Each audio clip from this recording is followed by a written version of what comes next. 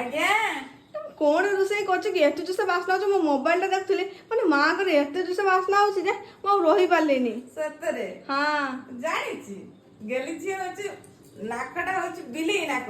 ସାଙ୍ଗେ ସାଙ୍ଗେ ଗେଲି ଝିଅ ବାସ୍ନା ଯିବ, ଗେଲି ଝିଅ ଆସିବ। କିନ୍ତୁ ଏଟା ମାଛର ବାସ୍ନା ଆସିନାହିଁ। ମାଛର ନୁହଁ ନା ଆଉ କଣ ବାସ୍ନା ଗୋଟେ ଆସିଛି? ବଢିଆ ବାସ୍ନା ଆସିଲା। ବଢିଆ ବାସ୍ନା। ହୁଁ ହଁ ପୁରା ସୁପର। ଦେଖୁନି କଣ ବନଉଛି ଗେଲି ଝିଅ ପାଇଁ ଆଜି। କାନିକା କାନିକା ଗେଲି ଝିଅ ଖାଇବ ବୁଝିଲୁ। ମୁଁ କହିଲି କାଲି ତ ହଉଛି ବାପାଙ୍କୁ କହିଥିଲି ସଜ ସବୁ ଆଣିବା ପାଇଁ କାନିକା ସଜ, ହଁ କିନ୍ତୁ ବାପା ଆଣିଲେ ନାହିଁ ବୁଝିପାରୁଛୁ ନା। ଆଉ ମୁଁ କହିଲି ଆଜି ତ ବାପା ରାତିରେ କାଲି ଘିନି ଆସିଲେ, ମୁଁ ଭାବିଲି ଗେଲି ଝିଅ ପାଇଁ ଟିକେ କାନିକା ବନେଇଦେମି।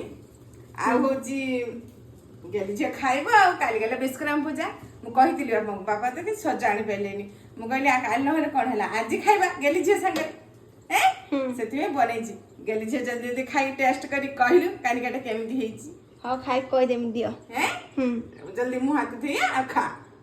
ଖାଇ କହିବୁ କେମିତି ଟେଷ୍ଟ ହେଇଛି ହେଲା।